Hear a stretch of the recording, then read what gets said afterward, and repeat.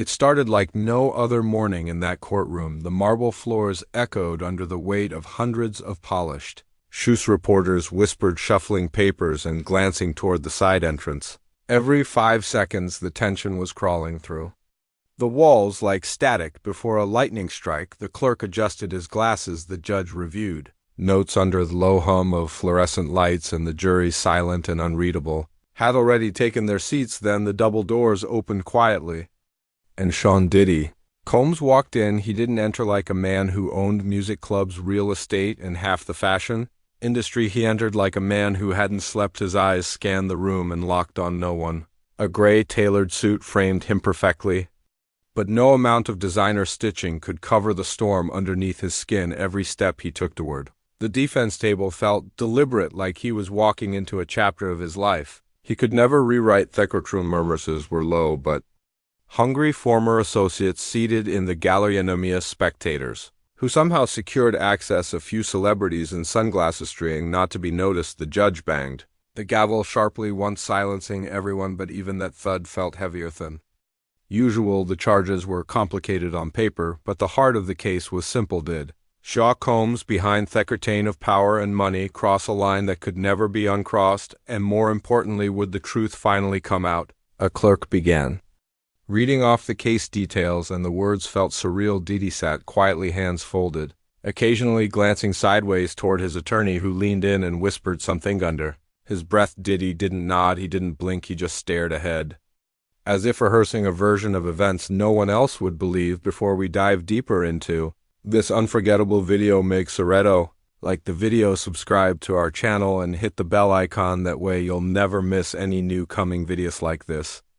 Now let's get back to it. The prosecutor, a woman known for dismantling corrupt politicians and white-collar titans, stood with calm fire in her eyes. She didn't pace. She didn't raise her voice. She simply began to paint a picture, a timeline that crisscrossed music tours, midnight flights to unknown airstrips, surveillance footage from decades ago, and anonymous testimonies from people who could no longer stay silent. The jury didn't blink. Every phrase, every pause felt like a scalpel being drawn carefully across the surface of Diddy's past. The prosecutor spoke of manipulation, of fear, of choices made behind closed doors where no camera could ever reach, and she ended with a statement so cold it felt like the courtroom temperature dropped. We're not here to attack a legacy, we're here to reveal what that legacy cost. Diddy's jaw moved slightly, whether it was a tick, a tremor, or rage trying to stay buried. No one could tell, but what everyone felt deep in their gut was that this was not going to be a trial about business deals or broken contracts. This was going to be a war of truths, and the first shot had just been fired. The silence that followed the prosecution's opening remarks was so complete it felt like time had stopped. Even the judge leaned back, watching Diddy's face like a man trying to read a storm before it breaks. Then came the first witness. He entered from the far door with U.S. Marshals on either side, tall, broad-shouldered, high-size, shielded behind clear rim glasses. His face pale but composed. He had once been Diddy's most trusted bodyguard. The courtroom collectively held its breath. He took the oath, sat down, and waited for the prosecutor to begin. Tell the court. She said, how long you worked for Mark Combs? 6 years. He said, his voice was flat like gravel under tires. And what was your role in that time? I handled transportation, security, confidential coordination during Torsand off-record business meetings. That last phrase cut the air like a razor shalleened. And what do you mean by off-record business meetings? He shifted in his seat. Meetings that weren't on the official calendar ones I was told to forget before they even happened. The gallery leaned forward, every seat creaking like the floor itself wanted to hear more. Diddy didn't look at him. He stared ahead, his right hand gripping the edge of the defense table so tight the veins in his wrist had risen. The witness spoke of a night in late 2016. A snowstorm had grounded most flights in the Northeast, but Diddy had to be in a room in Manhattan by 2 a.m. No questions, no excuses. He said a private car was dispatched under a fake ride-share company name. Inside the vehicle, a briefcase sat on the seat. He wasn't told what was inside, just to make sure it got into the room and no one followed. What happened in that room? The prosecutor asked. He paused, looked down, then said, 3 men went in. 1 came out. Gasps rippled through the courtroom. The judge slammed the gavel. Order. The jury shifted, visibly shaken. Someone in Thiegelary muttered, "No way." Another scribbled furiously in a notebook. Did remain still, but his lawyer leaned in, whispering rapidly. No objection was raised. Not yet. The witness went on. He described Diddy pacing the lobby of a downtown hotel wearing a hoodie, sunglasses at 2:30. A.M. looking over his shoulder. Every 5 seconds he remembered Diddy saying one thing over and over. Under his breath, "This can't blow back." Prosecution asked, "Did you ever report this?" He hesitated. "No." "Why not?" "Because the moment I even thought about it, someone close to me disappeared. I took the warning." The tension in the courtroom was now a living thing. The judge looked troubled. The stenographer's fingers never stopped. The defense still hadn't spoken. It was a chess move, and everyone knew Iffy were waiting, but the crowd, both inside and the millions watching the updates outside, weren't waiting anymore. They were seeing something they never expected. The myth unraveling thread by thread, and the thread had just begun to fray. The defense rose slowly. Diddy's lead attorney, a man known for slicing gap art, federal witnesses, with surgical calm, buttoned his blazer and stepped toward the stand. The room tensed, hadn't even looked at the jury, his eyes locked onto the witness like he'd been waiting years for this moment. "You mentioned a briefcase," he began, his voice controlled. "Did you open it?" "No," the witness replied. "So you have no idea what was inside?" "I was told not to open it." "By who?" The witness hesitated. "Mr. Combs." "But you just testified that he never directly said what was in the case." Correct. "Then how exactly do you know it contained anything illegal?" The bodyguard shifted uncomfortably. "I didn't say it, did I?" "Just no objection." The defense cut him off, raising a hand. "He's speculating." The judge nodded. "Sustained jury will disregard that last statement." And just like that, the courtroom began to tilt. The defense moved in like sharks. "Will smelled blood in the water." The attorney adjusted his tie, then pulled out a sheet of paper. "Do you recall giving this interview to the Source magazine in 2019? "Yes, in it you said," and I quote, "Did Hellways treated me like family. I'd take a bullet for that man." Sound familiar? The witness said nothing. "And here," the attorney continued, flipping pages, "you said, I never saw him cross a line. Not once. People talk, but they don't know they're all Diddy." "That's you correct. I said those things, but now, years later, after your employment ended and certain civil cases started gaining traction, now Yucklam, he's responsible for a midnight meeting that resulted in only one man walking out. That's quite a shift in loyalty, isn't it?" "I'm just telling the truth now." "Or perhaps telling a version that benefits you financially." "You've been paid for interviews, haven't you?" "I some. Yes." "Books in progress, not finalized." "Podcast deal?" "I haven't signed anything, but discussions have taken place." A long pause. "Yes." The defense attorney turned toward the jury for the first time. "Ladies and gentlemen, credibility is everything, and when a man tells you one truth while cashing checks for another, ask yourself which version is the truth and which is for sale." The gallery stirred. Even the prosecutor frowned slightly, her arms folded tightly. The momentum had shifted. Diddy didn't move, but for the first time that morning he closed his eyes. The judge called for a short recess as people stood. The room buzzed like a hive. The witness left the stand, escorted by marshals, his shoulder square hunched, now smaller somehow, as the jury filed out. Some looked conflicted. An older juror, a woman in her 60s, shook her head, lips pressed tight, and will let the prosecution regrouped, and the defense calmly returned to their seats.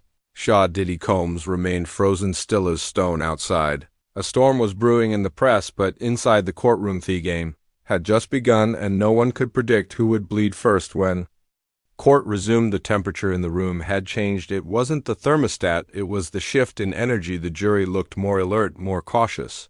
The gallery had gone from a silent audience to a crowd teetering between disbelief and fascination. But no one, not even the prosecution, expected who was called to stand next. A woman in a navy blue pants suit stepped through the side door, mid-40s, poised, no makeup, beyond the essentials. The room collectively in Halage had been one of the most elusive figures in Diddy's past. Not a romantic partner, not a business associate, but something far more dangerous in a trial like this. A quiet observer with nothing left to lose. She raised her right hands, wore in, and sat with a kind of stillness that doesn't come from peace, but from years of carrying something heavy in silence. "State your name for the court." The prosecutor said. "She did." "In your relationship to Mr. Combs?" Her voice was calm. "I worked as a compliance advisor for one of his shell Companies from 2014 to 2019, the courtroom blinked. A few people started whispering before being silenced by the judge's glare. Did you witness anything during your employment that you believe to be unlawful? She didn't blink. Yes, can you specify? She nodded slightly. I was ordered to sign off on financial documents that made no mathematical or legal sense, transfers to dummy corporations monthly, disbursements to companies that didn't exist the week before, and invoices for consulting services that match no work ever completed. And who gave you these orders? Turned slightly toward the defense table, Mr. Combs. Directly the words landed like grenades. Diddy's team didn't flinch, but a subtle tension passed through there, the row like a ripple in water. Diddy's lips parted slightly, but he said nothing did. You keep any records? She reached into her briefcase, handed a file to the bailiff, who brought it to the judge. The judge reviewed the contents for a moment, then nodded to continue. The pages were entered into evidence. These documents, she continued, show financial movement across 5 countries. The same routing numbers appear in at least 3 separate investigations by international banking watchdogs. The jury looked stunned. One man sat back, arms folded, jaw twitching. A younger juror scribbled so fast her pen almost slipped out of her hand. Why didn't you come forward earlier? The prosecutor asked. The woman looked straight ahead. Because I was warned. By whom? Someone very close to M.R. Combs Hesed, and I quote, "We know where your mother lives, don't get curious." Gas filled the courtroom again. The judge didn't even bang the gavel. This time he just stared forward, lips tight. The defense objected. Hearsay. The judge sustained it, but the damage was done. You could feel it. No one in the room cared if it was officially stricken from the record. The words had been said, and they couldn't be unheard. The prosecutor stepped forward. If this court were Tasabina, your private communications, would they reflect this threat? Yes, she said. I kept everything, emails, voicemails, even surveillance footage from my door camera. I never deleted a thing. And just like that, the foundation cracked a little more. Diddy finally moved. He leaned forward, elbows on the table, pressing both palms into his temples. It was subtle, but it wasn't missed. The woman looked at him once, not with anger, not with pity, but with the kind of gaze reserved for people who once had power over you and don't anymore. Outside the courtroom, the streets were already erupting. Inside, the courtroom was dead silent, but in that silence, something reversal had shifted. The story was no longer about who Sean Combs had been. It was now about what he might have done, and who was finally willing to say it. The air was heavy. When the court reconvened after lunch, security waited. Now 2 extra marshals posted by the doors, their eyes scanning the crowd like they were expecting something, and maybe they were after what had just been revealed in the morning session. The trial was no longer just a courtroom matter. It was wildfire. As the jury settled back into their seats, everyone waited to see what the prosecution would do next. They didn't waste time. A tall man in a 3-piece suit entered from the back. He carried no briefcase, no folder, just a quiet confidence and a presence that made the entire room sit up. The prosecution introduced him not by name but by role: forensic financial analyst hired by the state to independently audit over 40 accounts tied to the defendant. He swore and sat down and opened the only item he brought with him, a small leather-bound notebook. When he flipped it open, the defense attorney immediately requested a sidebar. Whispered arguments followed, tense, sharp, but the judge waved it off. He's been approved. Proceed.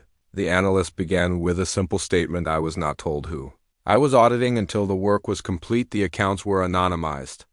During investigation, my only job was to trace activity and flag irregularities, and what he found, according to him, was stunning. Using large monitors wheeled into the courtroom, he walked the jury through a maze of transfers, clean-looking on the surface, but suspiciously choreographed when analyzed by time, frequency, and volume. In less than 10 minutes, he had shown millions in funds traveling through what appeared to be startup shell companies, many of which vanished within 90 days of incorporation. Some were registered to P.O. boxes, Someto non-existent people. At one point, he stopped, pointed to a $2.30 million transfer, and said, "This transaction originated from an account tied to an entertainment consulting agency. However, that agency has no listed employees, no website, and no physical address. Furthermore, the EIN attached to it was recycled from a dissolved nonprofit based in Atlanta."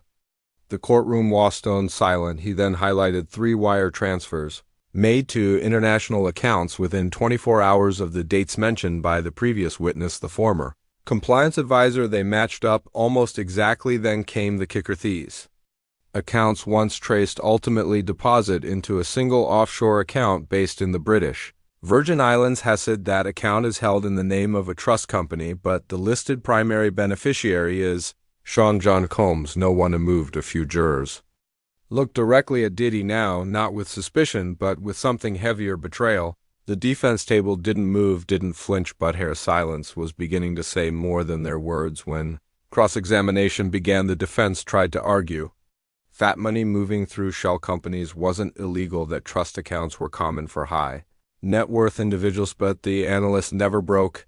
It's not the shell companies that are suspicious, he said. It's how perfectly they collapse one after the other just before federal reporting deadlines. It's how every audit trail ends in the same destination, and most importantly, it's the pattern.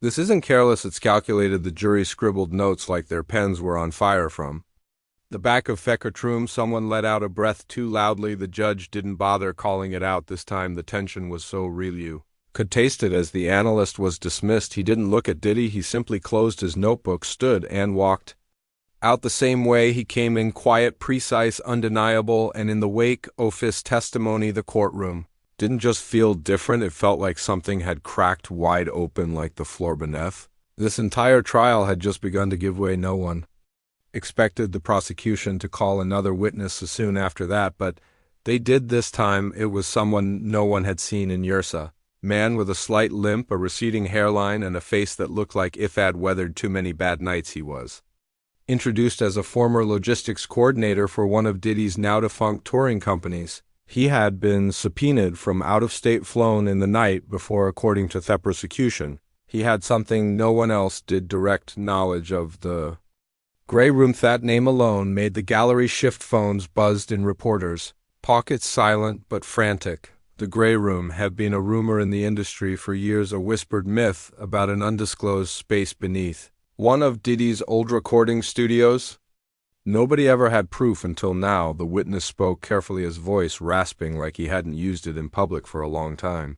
There was a room beneath the main studio in LA. It wasn't on the blueprints. You only got in through a freight elevator. In the back corridor, you needed 2 codes, one changed every week. And who had access to those codes? The prosecutor asked. Hadn't hesitate, Mr. Combs and 2 other people. I won't name them unless ordered. You ever enter this room? He nodded slowly. Twice. I wasn't supposed to, but I had clearance to do emergency maintenance on the soundproofing. What I saw, I shouldn't have seen. The judge leaned forward. The court stenographer paused for half a second before resuming. There were cameras mounted in corners, aired recording light that never turned off, furniture that didn't belong in a studio, no music equipment, just dim lighting, blackout walls, and a wall safe. What was in the safe, I don't know. It was open. One time I saw stacks of envelopes, a few flash drives, and a revolver. That word landed like a bullet of its own. Were any of the envelopes labeled?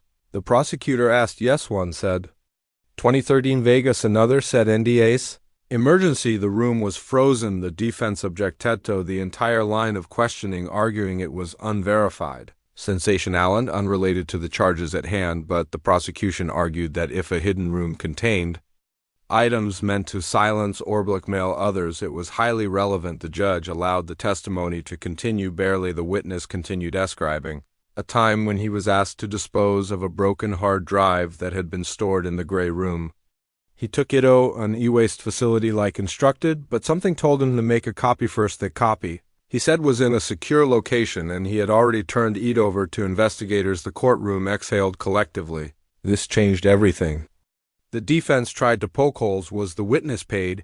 Was he disgruntled after being laid off? Was he just trying to stay relevant in the headlines? But the man didn't flinch. I've stayed silent for years. I was never looking for attention. I just don't want to carry this weight anymore. Diddy sat absolutely still, his jaw tight, one hand clenched beneath the table. And then the prosecutor asked, in your opinion, was the Grey Room designed for legal business activity? The witness swallowed. Number it was built for leverage. It was built for control. The judge immediately liked. For a recess, people didn't rise from their seats right away. They just sat there, stunned, absorbing the magnitude of what had been said. Somewhere in the back, a man muttered, they're not going to be able to bury this, not this time. And maybe for the first time in his entire career, Sean Diddy Combs looked like a man who realized the world was finally hearing the things he never wanted said out loud. Courtroom was quieter than it had ever been, not the kind of silence that settles after a long day, but the kind that presses on your chest, makes it harder to breathe. Something had shifted a very own. Knew it, the jury, the gallery, even the court security guards who'd been watching from the back wall since day one. When the judge returned from chambers, he looked older, like the weight of what was unfolding inside these four walls was aging him in real time. "All rise," the bailiff called out, but the voice barely cut through the tension. The judge sat, glanced briefly at the prosecution, then at the defense. Before you continue, both counsels have been advised that new information has been submitted into sealed evidence. Will be pausing direct testimony to address this matter in closed chambers. All jurors, please remain seated until further notice. The prosecution stood. Your Honor, we request a brief sidebar. Before Hambers privately, the judge nodded. What followed was 15 minutes of whispered chaos behind closed doors. The jury remained in place, confused. Reporter shifted anxiously. Phones vibrated in silent mode like tiny heartbeats beneath coat pockets. Diddy sat perfectly still, but his left foot started tapping under the table, rhythmic, fast, uncontrolled. When the judge returned, his face had changed. "We are proceeding," he said. "Court will remain in session." He looked directly at the prosecution. They called no witness. Instead, they submitted a flash drive into sealed evidence and requested that an FBI forensic expert be allowed to verify and interpret the contents. In the next session, the judge agreed, but it wasn't the drive that set the room ablaze. It was the leak that followed within minutes of adjournment. A document, part of the sealed evidence, made its way into the hands of a journalist in the hallway. They didn't publish the file, but they posted a headline that sent shockwaves through every hallway in the building. Alleged audio recordings surfaced. Diddy heard threatening unnamed witness. Weeks before the judge was informed chaos threatened to break out. Security waist-tightened. Jurors were escorted out under protection. The courtroom was cleared for the day, but even inside the sealed chamber, behind soundproof walls, both legal teams knew something irreversible just happened. If the audio was real and authenticated, this wasn't just about money laundering, illegal business operations, or corruption.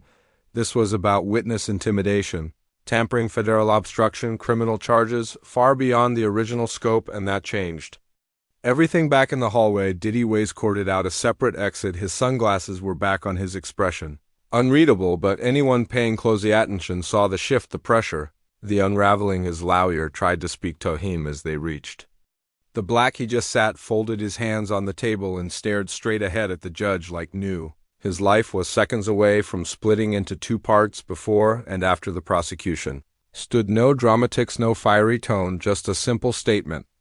Your Honor, with the court's permission, would like to request that the defendant be allowed to respond directly to the court in light of new material evidence submitted under seal. The courtroom shifted. The judge raised an eyebrow. Diddy's lawyer stood. Immediately, we've advised against this, Your Honor, but Combs insists. The judge nodded slowly, then turned to Diddy. You understand that anything you say may be used against you, that this is an open courtroom, that you are under oath. Diddy stood. I do. The judge gave a single nod, and then, without a script, without a lawyer at his side, without the usual arrogance the world had come to associate with his name, Diddy began to speak, his voice cracked bare. The second sentence. For a long time, he said, I lived like the rules didn't apply to me. I had power, money, control, and silence. I built an image, a name, a legacy off of a version of meth that wasn't entirely real. The courtroom froze. I kept people around me who would clean things up, make things disappear. Sometimes money did the talking, sometimes threats did. I didn't ask questions, I just gave orders. A woman in the jury covered her mouth, another blinked rapidly, stunned. Diddy paused, staring at the floor. When he looked back up, tears had formed. Real ones, not fourth cameras that weren't even allowed inside. There was a night, a mistake, a meeting that was never supposed to happen. Someone got hurt because I didn't step in, I didn't pull the trigger. He wasn't in the room when it happened, but I knew what was going on. I let it happen because fear kept me in power and made me blind. Gasps slipped through clenched teeth across the room. No one dared speak. Even the judge leaned back, brows furrowed, stunned. I've watched people carry pain. I created people I swore I cared about. I let loyalty become excellence and silence. Became a weapon. I didn't plan for this trial. I didn't think it would get this far. I thought I could outrun it like I always did. Head into the jury, voice low but sharp. You weren't supposed to hear any of this. This was never meant to see daylight, but now that it has, I'm not going to hide behind lawyers anymore. His hands shook slightly as he gripped the edge of the podium. I won't confess to crimes I didn't commit. But I will say this, there are things I did. Calls I made. Pressure. It applied, and even if I'm not guilty of everything they're accusing me of, I am not innocent. A few people in the gallery began to cry. Others just stared breathless. The judge finally spoke. Combs, do you wish to formally amend your plea? There was a long pause, then Diddy said without a trace of hesitation, he do. And in that single moment the courtroom exploded. The judge slammed Thegavo repeatedly. Reporters leapt from their seats. Marshals moved in to secure the perimeter. Diddy's legal team stood frozen, mouths half open, unable to process what just happened. But the jury, they just watched like witnesses to something that hadn't happened in decades, an empire cracking in real time from the inside. There were no cameras in the courtroom, but what Sean Combs said that day would echo far beyond the silence of those walls. The courtroom had never felt louder and more silent at the same time. Even after the gavel pounded and the marshals restored order, a kindoff, stunned, vibrating tension clung to the air like humidity after lightning. People didn't sit back down right away. They just stood eyes wide, waiting for something, anything to clarify what had just happened, because nobody knew any expected Sean Diddy Combs to say what he said, let alone say it with his own voice. The judge ordered a 15-minute recess, but no one moved for 5. When did he return to the defense table? He looked smaller, somehow not broken, but no longer the towering figure who walked into that room weeks earlier with tailored suits and untouchable confidence. He looked like a man who had dropped a weight he'd carried for too long, and in doing so exposed something no one could unsee. His lawyers didn't speak to him right away. They were huddled behind him, frantically writing, flipping through files, calling over aides, not out of control, but scrambling to do something no defense team wants to do mid-trial. Shift the strategy from defense to damage control across the aisle. The prosecution team sat still, focused, but even they seemed shaken. They had come armed with exhibits, witnesses, audio, financial records, but a confession they never expected. That it wasn't a full admission of guilt, but it was enough to pierce the skin of every denial that had come before, and it had changed the temperature of the trial permanently. As the jury was led back in, their faces told their own story. Before they had looked like analysts, observers, careful, guarded. Now they looked like people trying to figure out how deep a man's truth had to go before it crushed the lies built around it. The judge wasted no time. Given Mr. Combs' statement, we will allow both sides the opportunity to adjust closing arguments. Additionally, the court will confer with both counsels regarding potential reclassification off charges and please. The courtroom buzzed almost involuntarily. Reporters began scribbling furiously. A few jurors looked at each other, eyebrows raised, trying to process what this meant, but the public wouldn't have to wait long that night. It leaked someone close to the legal team. No one knows who gave a 3 linea summary to the press. Sean Combs has confessed partial culpability in a sealed incident tied to the Gray Room files. Federal prosecutors are preparing a supplemental and supplemental case. A sentence deal may be in discussion within hours. The internet was wildfire. Old interviews where resurfaced. Former associates posted cryptic messages. Music blogs, politicalists, even late-night talk show hosts started dissecting every word of the confession. Was it tactical, emotional applay for sympathy, or the first genuine thing the world had ever heard from him?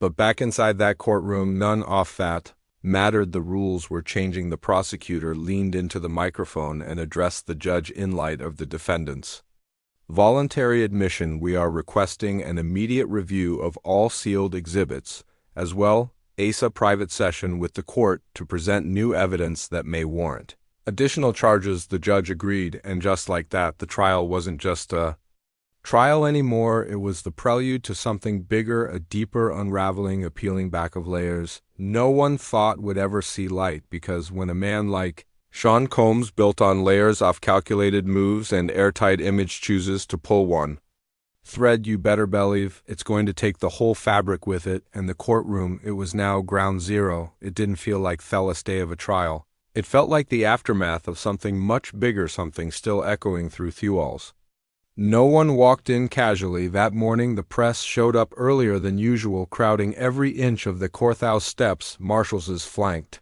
the entrance tighter than ever. Jurors were-ushered through back corridors under increased protection, and inside the courtroom felt colder, not because of fear, but because of the reality everyone was now walking into. The case wasn't closing. It was expanding. Sean Diddy Combs sat where he had every day, but he wasn't the same man. His posture was still, but no longer guarded, just accepting, not defeated, not quit remorseful, but undeniably changed. His eyes didn't dart around the room like they used to. They rested on the table, focused, quiet. The judge entered, and the room rose. Then came the statement no one was prepared for due to the defendant's voluntary admissions and new sealed evidence submitted by federal investigators. The judge said, "This trial will be formally suspended. Pending additional investigation, all charges are being reviewed. For escalation, the jury is hereby released from duty." The air cracked like glass. Gasps, murmurs as a collective intake of breath, then silence. Jurors sat frozen, unsure whether they'd just been freed or abandoned in the middle of something unresolved. Some looked at Diddy one last time before standing. One nodded slowly, another walked out without turning back. The defense team immediately requested a sealed hearing. The prosecution filed a motion for temporary custody in connection with the newly uncovered offshore assets, and all of it happened so fast the reporters barely had time to react before the courtroom was cleared.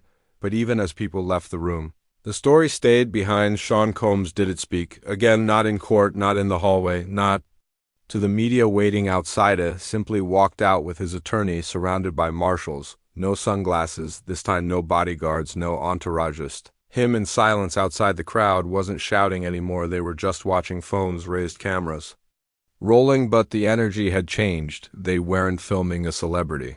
They were filming a man on the edge of reckoning. Over the next few days, federal agents execute search warrants, offshore accounts were frozen, NDA agreements once thought buried began surfacing online. One by one, names started appearing in connection with the gray room. Old files, voice recordings, documents that had been encrypted, lost, or erased until now. A special prosecutor was appointed. Multiple grand juries were formed, and the name Diddy stopped trending as a brand and started surfacing as evidence. There was no dramatic sentencing that week, no courtroom tearful goodbye, just sound of an empire creaking under its own weight, piece by piece, confession by confession.